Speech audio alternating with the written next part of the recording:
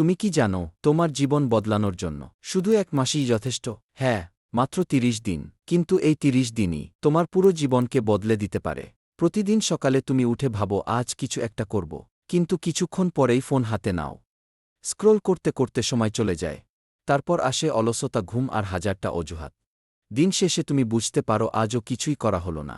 এভাবেই 1 দিন, 2 দিন, 1 মাস, 1 বছর, পুরো জীবনটাই কেটে যাচ্ছে। একবার ভাবো তুমি যেখানে আছো সেটা কি সত্যিই তোমার স্বপ্ন ছিল? তুমি কি এই জীবনের জন্য জন্মেছিলে? নাকি তোমার ভেতরে আরও বড় কিছু লুকিয়ে আছে? সমস্যাটা তোমার স্বপ্ন না, সমস্যাটা তোমার অভ্যাস। কিন্তু আজ সবকিছু বদলাতে পারে যদি তুমি একটা সিদ্ধান্ত নাও।